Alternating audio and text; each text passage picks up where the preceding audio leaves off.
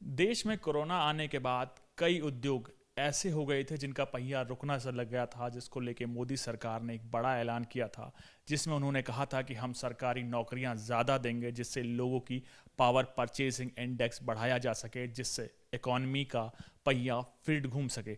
इससे बात करने के लिए हमारे साथ आईसीएस के डायरेक्टर परिमल कुमार जी हैं। सर, मोदी सरकार ने और तमाम स्टेट गवर्नमेंट ने वादा किया था कि हम सरकारी नौकरियां ज़्यादा देंगे जिससे इकॉनमी को मदद मिलेगी। इस पर आप क्या कहते हैं?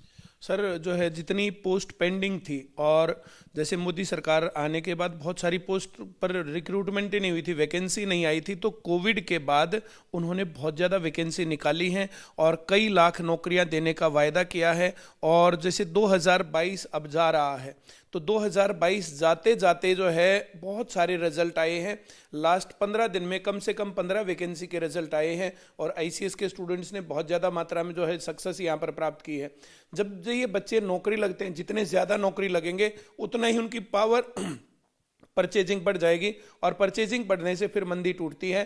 तो इकोनॉमी में ग्रोथ देने के लिए भारत में दो चीज़ें बहुत इंपॉर्टेंट है। नंबर एक, एग्रीकल्चरल गुड्स, उनका जो है रेट अगर बढ़ता है, उनका अगर निर्यात बढ़ता है, तो उससे जो है किसानों के पास पैसा आता है और किसान बहुत भारी संख्या में भारत में है, तो उससे उनकी परचेजिंग बढ़ जाती है, तो मंदी टूटती है। दूसरा, सरकारी नौकरी लगने से, तो सरकारी नौकरी के क्षेत्र में मोदी सरकार अब अच्छा काम कर रही है। लगातार आवाज उठाई गई, लगातार चीजें हुई, अब पेपर लीक होने बंद हो गए हैं। अब जो है जो बीच के बिचौलिया थे और ये सब चीजें गड़बड़ थी, तो वो बंद हो गया है। बिना खर्ची बिना पर्ची की जो है इनकी योजना बहुत अच्छी चल ही रही है।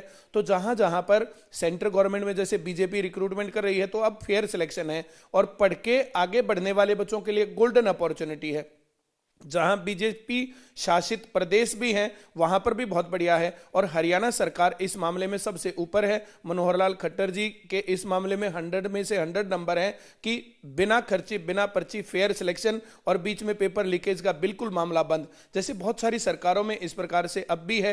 राजस्थान में सारे पेपर लीक हुए हैं रिसेंट में, हरियाणा में एक भी लीक नहीं हुआ। बिहार में जो है अभी रिसेंट में जो पेपर लीक हुए हैं, तो हर जगह पर पेपर फेयर सिलेक्शन होना चाहिए। ज्यादा से ज्यादा युवाओं को रिक्रूटमेंट देना चाहिए। ऐसा करने से जो पढ़े लिखे बच्चे हैं वे आगे बढ़ना जो है सोचते हैं, फिर वे सोचते हैं कि हाँ हम भी पढ़ के आगे बढ़ सकते हैं, और वे तैयारी इस प्रकार से करते हैं कि उनका सिलेक्शन हो जाए। मेरा कहना इसके ऊपर यह है, जो ये 2022 जाते जाते जो कोविड का असर खत्म हो रहा है, बहुत ज्यादा रिक्रूटमेंट हो रही है, बहुत ज्यादा रिजल्ट आ रहे हैं और ये गोल्डन अपॉर्चुनिटी है हर युवा के पास कि वो अपनी तैयारी करे, पढ़ाई करे और जॉब तक पहुंच जाए। जी सर। एज ए गुरु, आप उन छात्रों को क्या संदेश देना चाहते हैं कि पढ़ाई करिए और कैसे करिए जिसमें ज्यादा से ज्यादा सफलता मिल सके? देखिए, जो है ना, दो बातें होती हैं। नंबर एक, आप किस दिशा में मेहनत कर रहे हैं। जैसे आईसीएस सरकारी नौकरी की गारंटी आज भी दे रहा है और आईसीएस सरकारी नौकरी की गारंटी जिस दिन बना था उस दिन भी दे रहा था। इसके अंदर जो स्टूडेंट सही तरीके से पढ़ते जाते हैं, तो हर जगह पर गवर्नमेंट जॉब में मैथ आता है, रीजनिंग आती है, जीके आता है, इंग्लिश आता है। स्टेट गवर्नमेंट में स्टेट जीके आता है, जो है टीचिंग में सीडी आता है, कई जगह पर कंप्यूटर आता है, हिंदी और संस्कृत आता है। तो इनकी पढ़ाई इस तरीके से करनी चाहिए कि आपको जरूर सफलता मिले ही मिले और कंटिन्यूअस अपना ज्ञान बढ़ाते रहिए। तो आईसीएस में आकर के 3 से 4 घंटे की क्लास, 3 से 4 घंटे का होमवर्क और फिर जो टेस्ट होते हैं, जो है इस प्रकार का जो है पूरा सिलेबस और स्ट्रक्चर है कि एक भी स्टूडेंट जो रेगुलरिटी से पढ़ता है वो सिलेक्शन ले ही जाता है। तो आपका गाइड कौन है, आपका मार्गदर्शक कौन है, पहली चीज ये। और क्या आप लगातार और कंटिन्यूअस मेहनत करते हैं। बहुत सारे बच्चे क्या करते हैं, 10 दिन पढ़ते हैं फिर जो टूट जाते हैं, फिर एक हफ्ता का गैप लेते हैं। गैप नहीं लेना, कंटिन्यूअस सही दिशा में मेहनत आपको सफलता दिलाएगी। और हम लोग कोशिश करते हैं कि इस प्रकार की चीजें, ऐसा नहीं कि सिर्फ हम हैं, बहुत सारा जो है देश है, बहुत बड़े और बहुत अच्छे अच्छे टीचर्स हैं। जिसको जो टीचर अच्छा लगता है उसके मार्गदर्शन में चलिए। एक गुरु बनाइए, एक अपना जो है मार्गदर्शक बनाइए और उसके रास्ते पर चलिए। और कोई रास्ता कहीं नहीं दिख रहा तो आईसीएस है, नौकरी की गारंटी आज भी है। सर, कई राज्य सरकारों में देखा गया है कि पेपर लीक हो जाता है, सर, जिससे स्टूडेंट के मोरल पे बहुत नेगेटिव असर पड़ता है। उसको रोकने के लिए कैसे क्या कदम उठाने चाहिए? देखिए, जो है जैसे हरियाणा में इसी प्रकार से पेपर लीक होते थे। सेंट्रल गवर्नमेंट के एसएससी के पेपर ऑनलाइन होते थे, वो जो है लीक होते थे। उसके खिलाफ जो है हरियाणा के छात्रों ने जो है खूब प्रदर्शन किए और हम लोगों को भी फोर्स किया, सर आप भी आइए। और हमें ये लगता था कि बच्चे नादान हैं, वहां जाकर के कुछ गड़बड़ कर सकते हैं। तो हम लोगों ने उनकी मांगों को शांतिपूर्ण तरीके से प्रदर्शन, जैसे गांधी गांधी जी यूज करते थे, जो है सत्य अहिंसा सत्याग्रह, तो हम लोगों ने भी वही रास्ते अपनाई, सरकार तक बातें पहुंचाई और हरियाणा सरकार और जो है भारत सरकार में संज्ञान लिया गया और ये रास्ता जो है सुधरा है। जहां पर ये काम नहीं सुधरा तो वहां के टीचर से भी मैं अपील करूंगा और वहां के स्टूडेंट से भी अपील करूंगा कि उन लोगों को भी इसी तरीके से आवाज उठानी चाहिए और अपनी आवाज को हायर लेवल तक पहुंचाना चाहिए। जब तक पेपर लीक होते रहते हैं आप लोगों को आवाज उठानी चाहिए।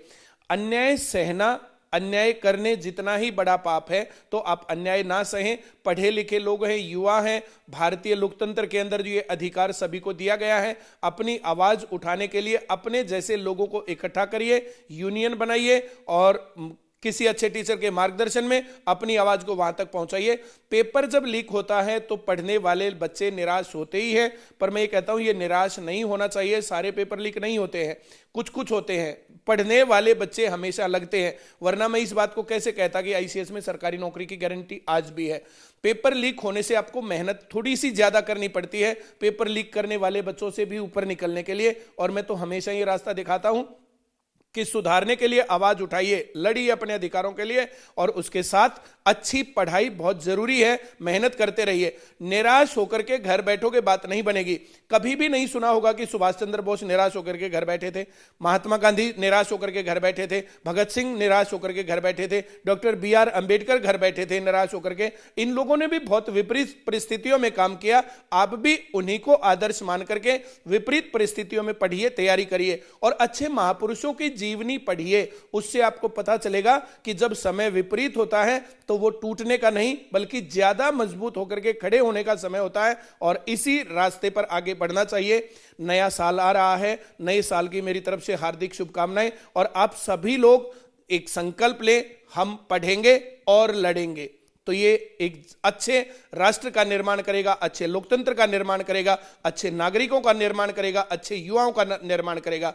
अच्छी पढ़ाई, अच्छी संगत, नेचर के साथ टच और अच्छी किताबें पढ़ना, ये एक बहुत मजबूत युवाओं की पीढ़ी तैयार करेगा। बहुत बहुत धन्यवाद। सर, एक आखिरी क्वेश्चन ये है कि सफलता का एक ही मूल मंत्र है, वो है हार्ड वर्क। जी, सफलता का एक ही मूल मंत्र है, वो है हार्ड वर्क, लेकिन दिशा बिल्कुल सही होनी चाहिए। बहुत बार दिशा भटकते हैं लोग, हार्ड वर्क बहुत करते रहते हैं। मुझे जाना है मेरठ और मैं पानीपत वाला रोड पकड़ के और खूब हार्ड वर्क करूं, लेकिन फिर भी सफलता नहीं मिलेगी। तो सफलता के लिए हार्ड वर्क और उस समय की जरूरत क्या है, वो जरूरत भी ध्यान में रखना है। जब आप इस तरीके से मेहनत करेंगे, जो हार्ड वर्क, तो हार्ड वर्क जो जब दिशा सही होती है उसको बोलते हैं स्मार्ट वर्क। तो ये काम बहुत जरूरी है। और कुछ लोग हार्ड वर्क और स्मार्ट वर्क, कुछ लोग सोचते हैं कि हम काम करें ही ना, हम तो स्मार्ट वर्क करते हैं, तो आपके पास कुछ नहीं होने वाला है। हार्ड वर्क एक बार किया, फिर किया, फिर किया, फिर आपको वो स्मार्टली करने का तरीका आ जाता है, उसको बोलते हैं स्मार्ट वर्क। कामचोरी और स्मार्ट वर्क में फर्क होता है। तो आप हार्ड वर्क करिए सही दिशा में। जी सर।